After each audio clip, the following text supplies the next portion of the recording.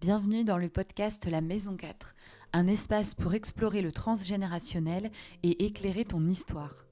Ici, on libère les mémoires pour avancer en conscience.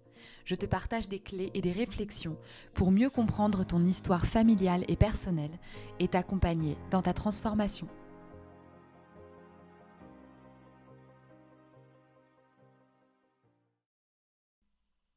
Et bonjour et bienvenue dans ce nouvel épisode du podcast La Maison 4. Alors je reviens et je vais essayer d'être régulière dans les prochaines semaines. La semaine dernière, il n'y a pas eu d'épisode. Voilà, il y a eu quelques semaines aussi, comme j'ai été absente, où il n'y en a pas eu non plus. Et j'ai vraiment envie de continuer à être régulière ici. Donc je m'engage devant vous au début de cet épisode à continuer à publier et à partager ici régulièrement. Avant de démarrer et de vous parler du sujet d'aujourd'hui, je voulais juste vous donner quelques nouvelles un petit peu globales. Pourquoi aussi je suis moins présente, et notamment dans ces épisodes de podcast. Et puis si vous me suivez sur les réseaux, vous devez voir aussi que je suis un petit peu moins régulière. On a acheté une maison avec mon amoureux. Voilà, je pense que je ferai un épisode dessus aussi parce que niveau mémoire transgénérationnelle, l'ancrage, le déracinement et le rapport à l'argent et le fait de devenir propriétaire, de posséder quelque chose, je pense qu'il y aurait des choses très intéressantes à en dire. Mais c'est pas le sujet d'aujourd'hui. Et du coup, cette maison a beaucoup de travaux. Donc voilà, j'essaie de jongler entre mes séances individuelles. Il y en a quelques-unes encore que je garde là jusqu'à cet été. Les événements collectifs aussi, les immersions, les constellations, les retraites aussi qui arrivent, les nouveaux projets dont j'ai un petit peu parlé dans le dernier épisode du coup et notamment avec Alfred, et puis cette maison et tous ses travaux. Voilà, donc ça c'était un petit peu pour le point du moment. L'épisode d'aujourd'hui, alors c'est un sujet dont j'ai déjà parlé, mais j'avais vraiment envie d'y revenir et peut-être d'y revenir de manière plus détaillée, plus profonde que la première fois. C'est un épisode qui m'a été inspiré de nouveau par un rendez-vous que j'ai eu ce début de semaine, donc une constellation avec voilà, une femme que j'accompagne et qui m'a partagé donc son histoire personnelle, son histoire familiale avec pas mal de choses, hein, mais comme on a tous, j'ai envie de dire, on a tous des histoires familiales plus ou moins impactantes, plus ou moins lourdes aussi à différents niveaux. Donc voilà, mais pas mal de choses en lien avec des mémoires de guerre, des déracinements, etc., des ancêtres qui ont vécu des événements traumatiques quand même assez importants. Et donc beaucoup de choses qu'elle porte. Et ça, j'ai envie de dire, c'est pas le truc, c'est pas l'histoire en elle-même qui fait que ça va être plus ou moins difficile parce que, comme je disais, on a tous dans nos histoires familiales, qu'on le sache ou qu'on le sache pas, il y a des secrets, il y a des événements traumatiques, il y a des mémoires de guerre qui sont pas très loin pour chacun de nous. Et puis voilà, tout ce qui est plus personnel, on va dire, à notre famille. Ce sur quoi j'avais envie de rebondir dans cet épisode de podcast par rapport au partage de cette femme que j'ai accompagnée, c'est quand elle m'a partagé le fait qu'il y a quelques années, elle avait reçu un soin d'une personne qui lui avait dit qu'elle portait donc des mémoires familiales transgénérationnelles et surtout que sa mission, c'était de libérer sa lignée. Alors, c'est pas forcément les mots exacts qui lui ont été dit, mais en tout cas, c'est comme ça que ça a été reçu, qu'elle avait voilà, comme mission de libérer sa lignée, etc. Donc, je pense que vous voyez où je veux en venir. Si vous m'écoutez depuis un petit moment, vous avez peut-être déjà écouté l'épisode de podcast dans lequel je parle de ça. Je crois qu'il y en a 2 même d'ailleurs, tellement c'est un sujet qui me touche. Et puis, j'en parle régulièrement sur les réseaux sociaux aussi. Pourquoi ce genre de propos est complètement délétère, et je dirais même que c'est des propos qui sont très graves en tant qu'accompagnant, en tant que thérapeute, de dire ça à quelqu'un qu'on accompagne. Déjà parce que c'est mettre une pression immense à une personne qui vient nous voir et qui est déjà potentiellement en mal-être, en souffrance ou en tout cas qui vit des difficultés dans sa vie. On va pas voir un thérapeute, on va pas recevoir un soin énergétique. Généralement, c'est pas quand tout va bien. Ça peut être aussi en prévention, ça peut être en hygiène énergétique, j'ai envie de dire, mais voilà, souvent, la première démarche, ça va être d'y aller quand on a quelque chose qui va pas. Et donc là, en gros, on va voir une personne dans le but que ça nous fasse du bien, dans le but de se sentir mieux, et on repart avec un sac à dos encore plus lourd que ce qu'il était à l'arrivée, c'est-à-dire avec cette responsabilité de libérer, de guérir notre lignée. C'est quand même hyper lourd en fait. Je veux dire, on arrive déjà tous, selon nos croyances évidemment, mais on arrive déjà tous avec un bagage qui est plus ou moins lourd. Si les vies antérieures, ça vous parle, voilà, on dit aussi qu'on va porter des choses de nos vies antérieures. On a les blessures qui se sont créées dans l'enfance, et là encore une fois, on en a tous, même si on a la sensation d'avoir eu une super enfance et des parents très aimants. Ils n'ont pas fait exprès, mais des blessures, on en a tous. Donc on a déjà tout ça qu'on se trimballe en tant qu'adulte et sur lequel on va œuvrer une grande partie de notre vie pour certains d'entre nous. Et en plus, on vous dit, en plus de tout ça, en plus de tes propres blessures et de ce qui t'appartient, tu vas aussi devoir libérer ta lignée et c'est toi qui vas libérer tout le monde. Donc, ça rajoute vraiment une responsabilité qui est énorme, un fardeau, je dirais même. Et surtout, ça nous rajoute une mission qui est impossible à réaliser. Qu'on soit bien au clair avec ça, c'est impossible à réaliser. Pourquoi ? Parce que je ne suis responsable que de moi-même et je ne suis pas responsable des autres. Donc si on me dit que je dois libérer ma lignée, concrètement, comment je fais ? Mes ancêtres sont plus là, mes ancêtres ont vécu ce qu'ils avaient à vivre. Pour certains, ils ont essayé d'avancer avec ça, pour d'autres, ils ont mis ça sous le tapis. Mais enfin, chacun a fait de son mieux. Moi, qui je suis dans mon système familial pour me dire je vais porter tout ça. Alors ça, ce principe-là, en plus, ça nous parle beaucoup généralement parce que déjà, ça va flatter notre ego. On va se dire ah ouais, c'est génial, c'est à moi de sauver ma lignée, je suis l'élu de ma lignée. Alors ça, je peux plus l'entendre, je vous le dis très clairement. Je l'ai tellement entendu et parfois même dans des journées de constellation, voilà, où on va se dire mais tu es l'élu parce que tu es le mouton noir et c'est toi qui es différent des autres. Alors oui, sans doute tu es différent des autres et sans doute tu viens pour couper des choses. Mais tu ne viens pas pour libérer les autres. Tu n'es pas l'élu de ta lignée qui va libérer toute la souffrance. D'accord ? Ça fait référence aussi... donc il y a notre ego qui est content quand on nous dit ça, d'une certaine manière, même si c'est lourd, on se dit « je suis utile, je vais servir à quelque chose, j'ai une place particulière dans ma famille, c'est génial. » C'est bien, ça valorise l'ego. Et puis, ça va aussi renforcer ce qu'on appelle l'amour innocent. J'ai fait un épisode de podcast qui s'appelle « L'amour innocent », je ne vais pas revenir en détail dessus, mais en gros, c'est vraiment l'idée que quand on vient au monde dans un système familial, on porte donc cet amour innocent qui nous fait dire tout ce qui n'a pas été intégré dans mon système familial jusqu'à maintenant, c'est moi qui vais l'intégrer. Moi, le petit enfant. Moi, le petit dernier. Moi, l'enfant de mon système familial, je vais régler tous les problèmes des adultes avant moi. Et Bert Hellinger, fondateur des constellations, nous dit devenir adulte, c'est passer de l'amour innocent à l'amour conscient. C'est-à-dire cet amour aveugle que j'ai pour mon système familial et qui me fait porter, qui me fait endosser toutes les responsabilités et tous les malheurs de ma famille sur le dos, en grandissant, je vais le déposer, je vais passer à un amour conscient qui est j'aime mon système familial, je reconnais que j'appartiens à ce système, j'honore tous ceux qui en font partie, mais je rends à chacun ce qui lui appartient et c'est pas à moi de porter les souffrances des autres. Ça, c'est grandir. Ça, c'est devenir adulte et ça, c'est l'amour conscient. Passer sa vie à se dire je dois libérer mes lignées, c'est pas du tout un amour conscient, c'est rester le petit enfant qui a cet amour innocent pour son système familial et qui va galérer toute sa vie à essayer de sauver les autres. Galérer toute sa vie parce qu'en plus il réussira pas. On peut pas réussir, c'est pas notre responsabilité et c'est un fardeau beaucoup trop lourd pour nos épaules d'enfants, de petits dans le système. Donc de toute façon, on va échouer à faire ça en fait. Donc vraiment, il n'y a rien à libérer, il n'y a rien à guérir pour les autres, il y a simplement à déposer le poids de ce sac à dos que je porte et que j'ai cru qu'il était de ma responsabilité de porter. Pourquoi ? Parce que j'ai cet amour innocent et aussi peut-être parce que j'ai croisé la route de gens qui m'ont sorti ce bullshit, excusez-moi du terme, mais vraiment c'est quelque chose qui me met en réaction, ce bullshit de je dois sauver les autres. Pourquoi ça me met autant en réaction ? Parce que c'est vraiment, je vous assure, c'est quelque chose que je vois souvent dans mes séances, dans mes journées de constellation. Et en fait, je trouve ça tellement triste et tellement lourd pour les personnes qui croient ça. C'est pas de leur faute, d'accord ? Il n'y a pas de jugement quand je dis ça. Et si c'est ce que vous croyez et si vous écoutez ce podcast, je suis pas du tout en train de vous juger. Ma colère, ma réaction, là, elle est plutôt tournée vers les personnes qui nous mettent ça dans la tête, en fait. Vers justement certains accompagnants, certains thérapeutes, parce que très souvent, ça vient de professionnels de l'accompagnement. Et c'est ces personnes-là, par leur discours, par leur partage, par le message qu'elles véhiculent, qui nous font porter ça, en fait. Donc, j'ai envie de dire, si c'est ce que vous pensez, vous êtes une victime collatérale et vous avez reçu ça de quelqu'un qui vous a fait croire ça. D'accord ? Donc, c'est pas du tout dirigé contre vous, cet épisode. C'est vraiment pour vous permettre de regarder les choses différemment, sous un autre angle que ce que vous avez peut-être entendu jusque-là à propos du transgénérationnel. Pourquoi aussi c'est important de ne pas porter la souffrance de nos ancêtres ? Au niveau du transgénérationnel et au niveau des lois de Bert Hellinger, donc il y a des lois spécifiques, pareil, j'ai fait des épisodes dessus. Et on va dire il y a 4 principes vraiment généraux des constellations, dont 3 qui sont issus vraiment de ce que Bert Hellinger a théorisé. Et parmi ces principes, il y a celui de la hiérarchie qui nous dit justement dans un système familial, les grands sont les grands, les petits sont les petits. Les grands, c'est qui ? C'est tous ceux qui étaient là avant moi en termes de hiérarchie chronologique, en termes de temporalité. C'est un fait, mes parents étaient là avant moi. Mes grands-parents étaient là avant mes parents, et donc avant moi également. Donc moi, par rapport à mes parents, à mes grands-parents, je suis la petite, et eux, ce sont les grands.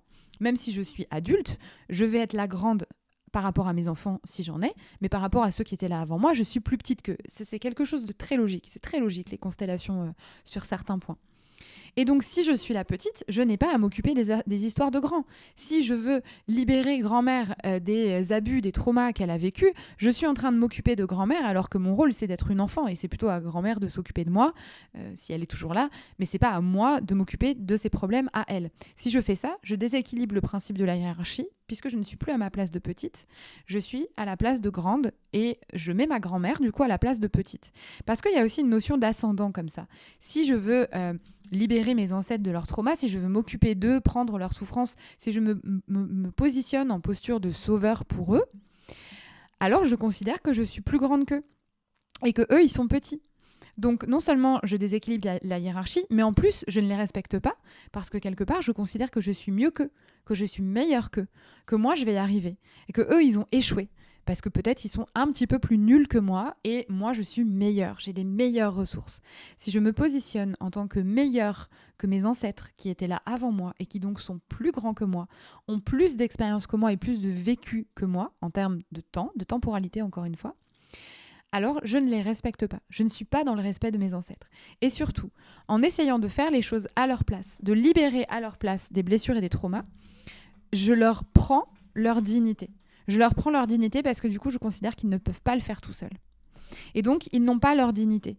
Ils n'ont pas la responsabilité d'agir par eux-mêmes. Et ils ne peuvent pas aller mieux. Si je prends la souffrance de ma mère parce que je la vois malheureuse, ma mère ne peut pas aller mieux tant que je prends sa souffrance puisque je veux le faire à sa place. Donc, de toute façon, elle n'a pas la possibilité. Alors, vous allez me dire, oui, mais de toute façon, elle fait rien si moi je le fais pas. Mais elle ne peut pas le faire puisque vous le faites. Si tu portes la souffrance de quelqu'un, c'est comme si lui, il ne l'avait plus quelque part. Donc, qu'est-ce que tu veux qu'il en fasse de cette souffrance ? Il ne la porte pas, il ne la ressent pas, tu la portes pour lui. Donc, tu le fais à sa place, tu ne laisses pas la possibilité de faire quelque chose et tu lui enlèves sa dignité.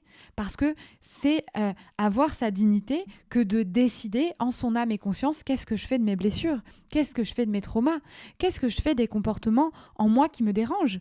Est-ce que je choisis de vivre avec ? Est-ce que je choisis de les transformer, de m'en libérer, de les déposer ? Mais si c'est pas moi qui les porte, j'ai pas ce choix-là.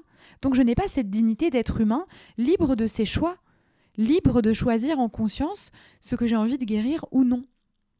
Donc ma première enseignante en constellation, et la femme avec qui je vais toujours faire des constellations aujourd'hui encore, elle a cette phrase qui est vraiment lorsqu'on dépose quelque chose à un ancêtre, lorsqu'on rend un fardeau, une blessure à un ancêtre, quelque chose qu'on portait, une loyauté, une croyance, c'est de lui dire « je te rends ce qui t'appartient, donc je te rends cette croyance, je te rends cette blessure, je te rends cette mémoire, et je te rends ta dignité. Je te rends la possibilité d'en faire quelque chose. Maintenant, ça t'appartient. Ça t'appartient parce que je ne le porte plus. Je te le rends. Et tu peux choisir d'en faire ce que tu veux. Et quoi que tu en fasses, ça t'appartient, c'est ta responsabilité. Je n'ai pas à juger, je n'ai pas à reprendre et à me dire puisque tu n'en fais rien, je vais faire quelque chose. Je n'ai pas à juger en fait, à dire du coup t'en fais rien, t'es nul. Non, chacun est responsable de lui-même et ça vraiment c'est un des principes aussi que je pourrais répéter tous les jours je crois, que je répète d'ailleurs beaucoup dans les constellations. Chacun est responsable de lui-même et moi je ne peux pas sauver les autres, je ne peux pas sauver mes ancêtres et je ne peux pas décider ce qu'ils vont faire de ces fardeaux. Alors peut-être que vous allez me dire, mais du coup, si on ne peut pas faire ça, qu'est-ce qu'on fait quand on a le sentiment de porter des choses qui ne nous appartiennent pas ? Quand il y a des répétitions de schémas, par exemple, ma grand-mère a vécu quelque chose, et puis ma mère l'a vécu, et puis moi je l'ai vécu aussi, et du coup j'ai pas envie de refiler ça à ma fille. C'est tout à fait légitime. Si le trauma originel, il appartient à ma grand-mère, je vais le rendre à ma grand-mère. Il s'est transmis de génération en génération parce que chacun a voulu porter le fardeau. Si je répète un schéma, si je revis quelque chose que ma grand-mère a vécu, c'est parce que je veux le guérir moi-même. C'est parce que je veux le porter par amour innocent. Parce que quelque part, j'ai choisi de le porter et de le revivre. Attention, je sais que ça pique. Quand on dit ça, quand on dit j'ai choisi ce que j'ai vécu, etc., etc. prenez un peu de recul si vous sentez que ça frotte un peu quand vous entendez ça. Et donc, évidemment que ce que je peux faire à mon niveau, c'est choisir de ne plus porter ce trauma. Choisir de rendre ce trauma, ce schéma, à celui ou à celle à qui il appartient dans mon système familial. Et pour ça, j'ai même pas besoin de forcément savoir à partir d'où il a commencé. Je peux le rendre tout simplement à ma lignée, je peux le rendre tout simplement à mes ancêtres. Je coupe quelque chose. Je coupe un fil invisible qui nous relie et qui fait que génération après génération, on a envie de sauver les autres. Et en faisant ça, en rendant à ma grand-mère ou à l'ancêtre en question ce qui lui appartient, si moi je ne le porte plus, mes enfants n'auront pas à le porter non plus, parce que ce ne sera pas de leur responsabilité. Et que j'aurais non pas été l'élu et j'aurais non pas libéré mes lignées, parce que je ne peux pas faire le travail de libération à la place de ma grand-mère. Elle aurait peut-être pu le faire lorsqu'elle était vivante, peut-être qu'elle a choisi de ne pas le faire, peut-être qu'elle n'a pas eu les moyens, les ressources de le faire. Et c'est ok en fait, mais c'est pas à moi de le faire non plus. Donc je lui rends avec beaucoup d'amour, j'honore son histoire, je reconnais ce qu'elle a vécu et je lui dépose à ses pieds et j'arrête de le porter. Et du coup, j'arrête de le transmettre. Donc, ce qu'on peut faire, c'est vraiment ça, se libérer de l'impact que ça peut avoir, décider en notre âme et conscience de ne plus chercher à sauver notre système familial, passer de cet amour innocent à cet amour conscient et honorer nos ancêtres pour tout ce qu'ils ont fait et pour tout ce qu'ils n'ont pas fait. J'honore mes ancêtres pour ce qu'ils ont vécu. Je reconnais leur souffrance. Je les honore pour leur courage, pour leur résilience. Je les honore aussi pour ce qu'ils n'ont pas pu faire. Peut-être qu'ils n'ont pas eu les ressources. Peut-être qu'ils n'ont pas eu les moyens. Peut-être qu'ils n'ont pas eu le courage de travailler, d'œuvrer sur leur propre histoire, sur leur trauma. Mais j'honore ça aussi. Qui je suis pour juger? Qui je suis pour dire à ma grand-mère que du coup, elle n'a pas fait le job? Bon, déjà, remettons dans le contexte de nos grands-parents, la période qu'ils ont vécue, la présence ou non justement du développement personnel et des thérapeutes, etc., etc. Et rien que ça, on a compris pourquoi la plupart de nos ancêtres, et notamment les grands-parents, mais même nos parents, n'ont pas eu cette démarche que peut-être nous, on a aujourd'hui, que vous avez sans doute si vous écoutez ce podcast, parce que déjà, vous vous informez. Il n'y avait pas des podcasts à leur époque, on ne parlait pas de tout ça. Donc, c'est simplement se dire, j'honore le fait que chacun de mes ancêtres a fait du mieux qu'il a pu avec les ressources qu'il avait à ce moment-là. Et c'est pas parce qu'eux, ils n'ont pas réussi à le faire que moi, je dois, en contrepartie ou en réparation, porter ça, sacrifier ma vie, me pourrir la vie et galérer avec des choses qui ne sont pas à moi, que je porte et qui sont bien trop lourdes. Voilà ce que j'avais envie de vous partager de manière complètement spontanée.